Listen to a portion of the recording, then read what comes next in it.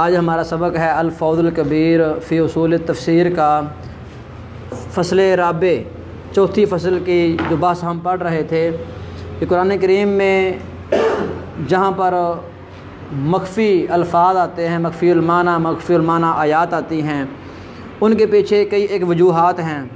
مثلا قرآن پاک کے اندر بعض حصوں کو عبارت کے حذف کیا گیا ہے جو سابقہ کلام سے ثابت ہوتے ہیں، کبھی مضاف کو، کبھی مضاف الیہ کو، کبھی موصوف کو، کبھی متعلق کو حذف کیا جاتا ہے، اور کبھی ایسے ہوتا ہے کہ جن چیزوں کا حق یہ ہے کہ ان کو پہلے لایا جائے، ان کو بعد میں لایا جاتا ہے، اور بعد والی ان کو پہلے لایا جاتا ہے۔ اس طرح تعریضات ہیں، کنایات ہیں، ان کا استعمال ہے۔ تو آج کے سبق میں ہم پڑھیں گے بیان الحذف، قرآن کریم کے وہ مقامات جہاں پر حذف ہے، اس حذف کو محذوف مان کر ایمانہ صحیح سمجھا جا سکتا ہے۔ اما الحذف فعلی اقسام، مضاف کو حذف کر دینا، والموصوف، موصوف کو حذف کر دینا، والمتعلق، اور متعلق جس کے ساتھ جار مجرور نے یا ظرف نے جڑنا تھا اس کو حذف کر دیا گیا، وغیر ذالک، اور اس کے علاوہ بھی حذف کی اقسام ہیں۔ تو اب شاہ صاحب اس مضاف کے مثالیں دیں گے، جو مثالیں ہم پڑھتے ہیں۔ قولہ تعالی، اللہ تعالیٰ کا فرمان ہے ولیکن البر من آمن، لیکن البر جو اصلی نیکی ہے، من آمن، جس بندے نے ایمان لایا۔ اب یہاں پر البر کے اوپر الف لام ہے، ولیکن البر، لیکن آگے من آمن آ گیا ہے۔ تو اصل میں اس عبارت کا ترجمہ کرتے ہوئے، جب کہ یہ عبارت سورہ بقرہ کی آیت نمبر 117 ہے، اصل میں کیا ہے یہاں پر؟ اصل میں ہے ولیکن البر بر من آمن، بر من آمن، لیکن جو نیکی ہے یہ نیکی اس بندے کی نیکی ہے جو بندہ کیا ہے؟ ایمان لانے والا ہے۔ یہاں پر البر کا لفظ بر من یا بر من آمن، یہ لفظ محذوف ہے۔ اس طرح دوسری آیت ہے اللہ تعالیٰ کے قرآن پاک کی سورہ بنی اسرائیل کی آیت نمبر 59، وَآتَيْنَا ثَمُودَ النَّاقَةَ مُبْصِرَةً، ہم نے سمود علیہ قوم سمود کو جو دیا ہے وہ الناقہ اونٹنی دی ہے، مبصرہ جو واضح بین دلیل۔ تو یہاں پر مبصرہ کو صفت بنا دینا ناقہ کی یا ناقہ کے متعلق کرنا یہ درست نہیں ہے۔ کیوں کہ یہاں پر عبارت محذوف ہے آیتاً مبصرہ، یہ ایسی نشانی ہے جو لوگوں کو سب کچھ دکھانے والی تھی، آیتاً مبصرہ، لا انہا مبصرہ غیر عمیاء، نہ کہ یہ وہ مبصرہ ہے جو اندھی نہیں ہے۔ مطلب اس مبصرہ کا نہیں ہے، بلکہ ناقہ کا ابہام جو ہے اس کو دور کیا جا رہا ہے کہ آیتاً مبصرہ، یہ اونٹنی کیوں آئی ہے کہ یہ ایک بطور نشانی کے اتری ہے۔ یہاں پر عبارت اثر بنے گی آتینا ثمود الناقۃ آیتاً مبصرہ، یعنی ناقہ سے مراد عام اٹھنی ہے، مبصرہ سے یہ صفت بیان ہو رہی ہے موصوف آیتاً کی۔ تیسرا فرمان ہے وَأُشْرِبُوا فِي قُلُوبِهِمُ الْعِجْلَ، ان کے دلوں میں پلا دیا گیا العجلہ، بچڑا۔ اب بچڑا کیسے پلا دیا گیا ہے؟ اصل میں یہاں پر مضاف محذوف ہے، وہ ہے اصل میں حب العجل، ان کے دلوں میں بچڑے کی محبت ڈال دی گئی ہے، بچڑے کی محبت پھیلا دی گئی ہے۔ اور یہ سورہ بقرہ کی آیت نمبر 93 ہے جس میں مضاف کو حذف کیا گیا ہے۔ یعنی مضاف کو، موصوف کو جب آپ محذوف مانیں گے تو اس عبارت کا ترجمہ، آج کا ترجمہ سمجھنا آسان ہو جائے گا۔ آگے اللہ کا فرمان ہے اقتلت نفسا زکیۃ بغیر نفس، کیا تو نے قتل کیا ہے کسی پکیزہ جان کو بغیر کسی جان کے؟ یہاں پر اب بغیر کسی جان کے اصل میں عبارت کیا ہے؟ بغیر قتل نفس، بغیر قتل نفس، بغیر اس جان کے جس نے کسی کو قتل نہیں کیا، وہ تو پاک صاف بندہ تھا، تو نے اس کو قتل کر دیا ہے۔ یہ سورہ کہف کی آیت نمبر 74 ہے جس میں مضاف قتل کا لفظ حذف ہے، بغیر قتل نفس۔ اسی طرح اللہ تعالیٰ کا فرمان ہے او فساد، یہ سورہ مائدہ کی آیت نمبر 32، فساد کا لفظ اصل میں کیا ہے؟ او بھی غیر فساد، او بھی غیر فساد، اور یہ جار مجرور مل کر، مضاف مضاف اللہ مل کر باجار کا مجرور، پھر جار مجرور مل کر سابق کے متعلق ہوں گے، بغیر فساد۔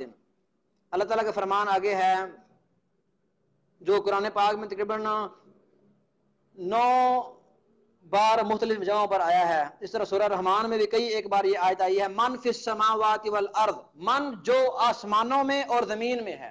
اب آگے جو ہے زمین کو اسماوات کے ساتھ جوڑا گیا، حالانکہ آسمان کے مخلوق الگ ہے، زمین کے مخلوق الگ ہے. اصل میں عبارت کیا ہے؟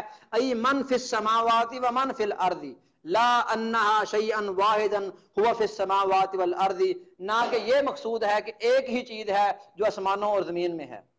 یہاں پر اس آیت کریمہ میں منفی کے لفظ محذوف ہیں جو پہلے منفی السماوات سے پہلے موجود ہیں. اس طرح اللہ تعالیٰ کا فرمان ہے سورہ بنی اسرائیل آیت نمبر 75 کے اندر کہ ضیف الحیاتی و ضیف المواتی، زندگی کا دگنا اور مرنے کا دگنا. اصل میں یہ لفظ یہاں پر کیا ہے؟ یہاں پر مضاف ہے ضیف عذاب الحیاتی، زندگی کے عذاب سے دو گنا، و ضیف عذاب المماتی، یہ الفاظ محذوف ہیں عذاب کے یہاں پر. اس طرح اللہ تعالیٰ کا فرمان ہے وَاسْأَلِ الْقَرْيَةَ، بستی سے پوچھ.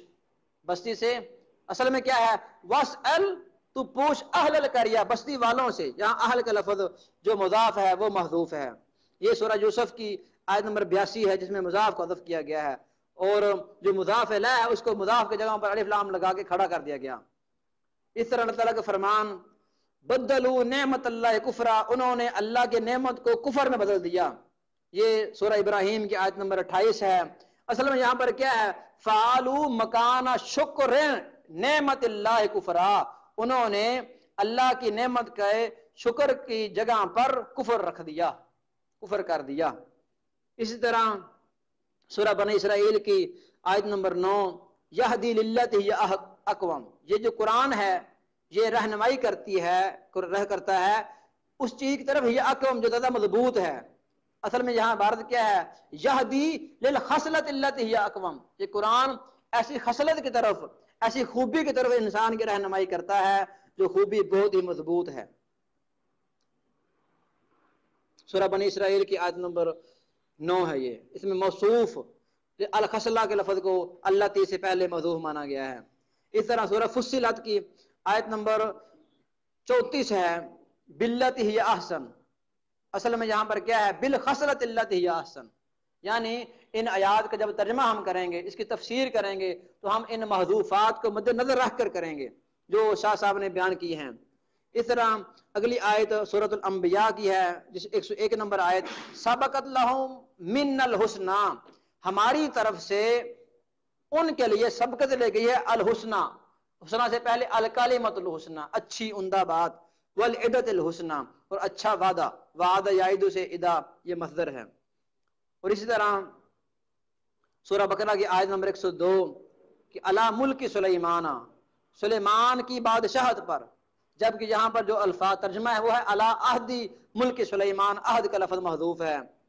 اس طرح سورہ آل عمران کا آیت نمبر 194 میں الفاظ وعدتنا علی رسولک، آپ نے ہمیں وعدہ دیا علی رسولک، اپنے رسولوں پر.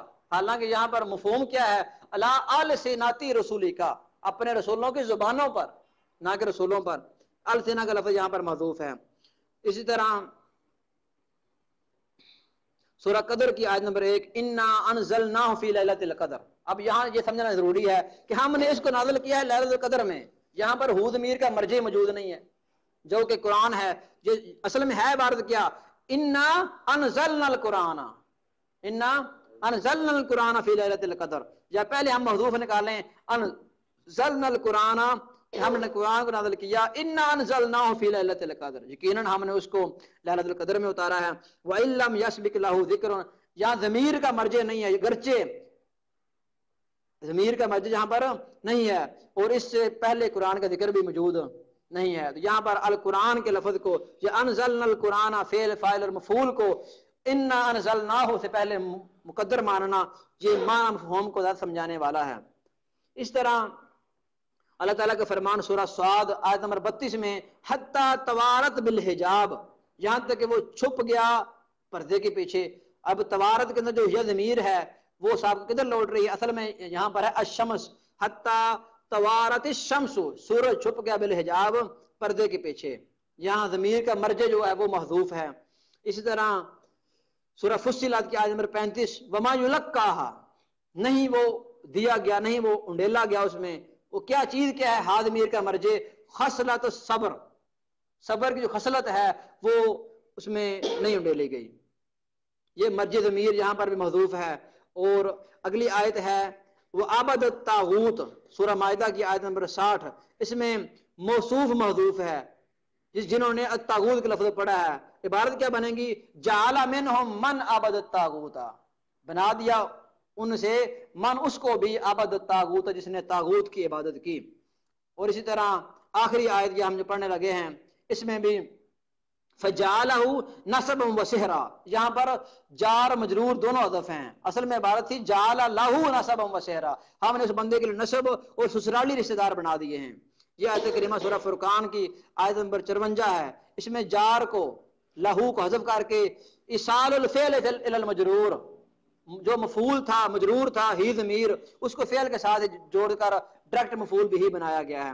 تو ان تمام کے تمام آیات سے ہمیں جو سمجھ آتی ہے وہ یہ ہے کہ شاہ صاحب کا کہنے کا مطلب ہے جب مفسر تفسیر کرتا ہے تو مفسر کو پتہ ہونا چاہیے سابقہ کس چیز کا ذکر چل رہا ہے۔ آیت کریمہ کے اندر جو الفاظ مختصر ہیں، جو الفاظ محذوف ہیں، ان کو مقدر مان کر کیسے ہم نے تفسیر کرنی، کیسے شرح کرنی ہے۔ تو انہی باتوں پر ہم اتفاق کرتے ہیں کہ حذف موصوف کے حذف ہونے کی مثالیں، موصوف کے حذف ہونے کی مثالیں، اور اس طرح متعلق کے حذف ہونے کی مثالیں، جار مجرور کے حذف ہونے کی مثالیں ہم نے پڑھی۔